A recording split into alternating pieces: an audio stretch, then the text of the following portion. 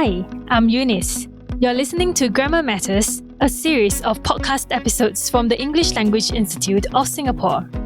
Grammar Matters aims to help listeners become more aware of areas of English language use in Singapore which do not follow standard English conventions and which may be confusing to other speakers of the language. Hello, I'm Paul Doyle, and this is Grammar Matters. In this episode, we're going to focus on tenses. Let's begin by listening to a conversation about weddings. I'm glad Glenn is getting engaged at last. How time flies. I can remember my own wedding.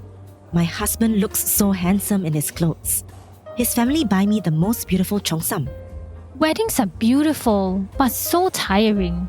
When I get married, I spend the whole time changing clothes and greeting people. I changed clothes 4 times in one day. By the end, I was very tired. Even now, I feel sorry for the couple. It is such a hard job getting married. Yes, weddings are tiring. When I got married, we have over 200 guests. We go to each table and greet the guests. We have to drink each time the guests shouted, "Yam Sing." Now, that was very tiring. Yes, but the memories are good. When I enter the ballroom, I see all my relatives. They come to see me. I was so touched. My parents look very happy. I am sure they were very happy. It is an important day for them too, you know. I hope Glenn and Shooting will have a wonderful engagement and a lovely wedding.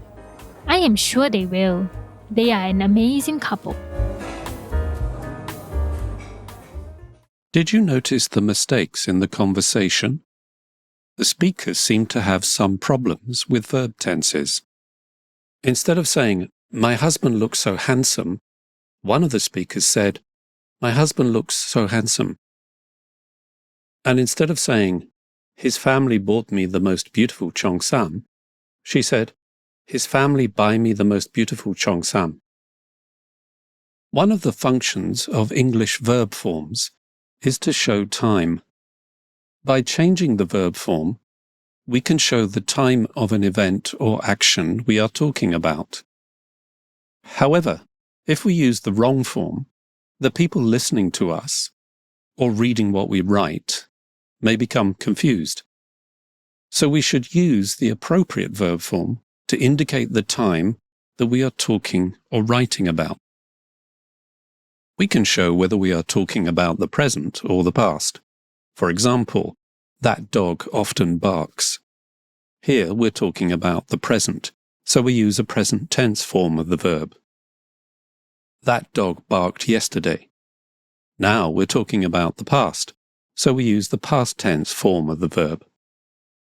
We can also use tense to show whether an action is short-term or long-term. For example, the sentence, "I am writing a book," indicates a relatively short-term activity.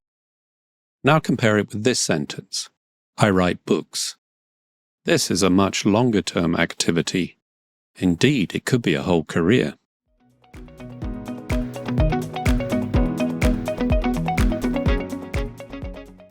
To talk about something that is happening now, we can use the present continuous form of the verb. This is made with the present form of the verb be, such as am, are, or is, and the ing form of the main verb, that is, the present participle form of the verb, which ends with the letters I, N, G. Here are some examples of the present continuous. I am writing a book about my favorite recipes. She is singing beautifully, don't you think? The neighbors are playing their music too loud again. Sometimes, however, we need to indicate that an action takes place on a regular basis, such as a habit or a behavior, or the action lasts some time, such as a feeling. To do this, we can use the present simple form of the verb. For example, I write crime books. He has a terrible headache. We love Milo. She eats lunch at 11:30 every day. I feel very confident, you know. Sometimes we want to talk about something that happened in the past, or started to happen in the past, and we want to show that the action has an effect on the situation now. Then we typically use the present perfect form of the verb. The present perfect is made with present forms of the verb have and the past participle form of the main verb. For example, someone has opened the door. The door is still open. I have lived in Singapore for over 30 years.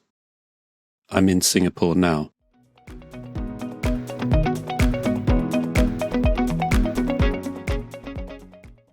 Let's talk about the past.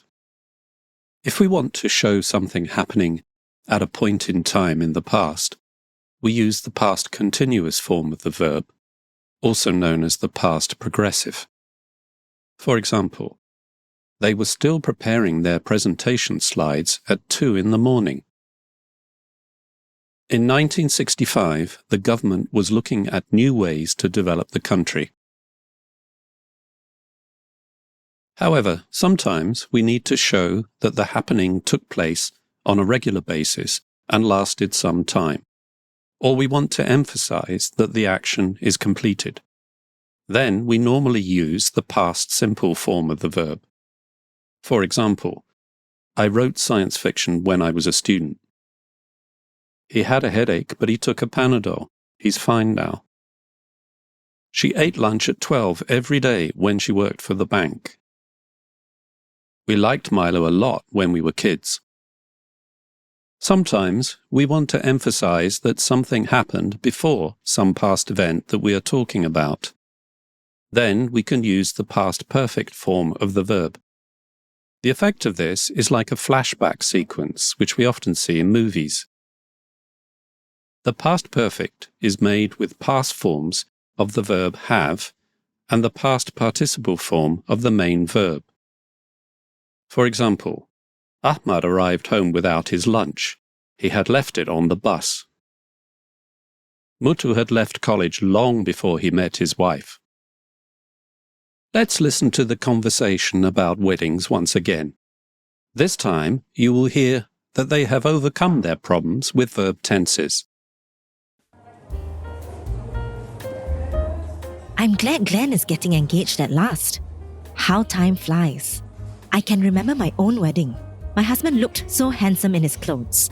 His family bought me the most beautiful cheongsam. Weddings are beautiful, but so tiring.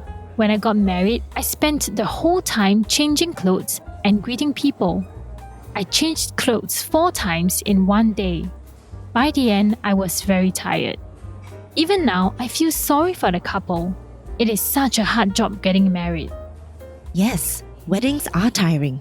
When I got married, we had over 200 guests. We went to each table and greeted the guests. We had to drink each time the guests shouted, "Yam Sing." Now, that was very tiring. Yes, but the memories are good. When I entered the ballroom, I saw all my relatives. They had come to see me. I was so touched. My parents looked very happy. I am sure they were very happy. It was an important day for them too, you know. I hope Glenn and Shu Ting will have a wonderful engagement and a lovely wedding. I am sure they will. They are an amazing couple.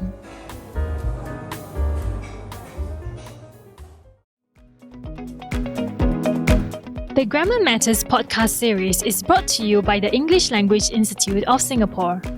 We would like to thank the Regional Language Centre of the Southeast Asia Ministers of Education Organisation for allowing the use of material from their Grammar Matters publication. To find out more about the ALICE podcast, visit go.gov.sg/ELIS podcast. Thank you for listening.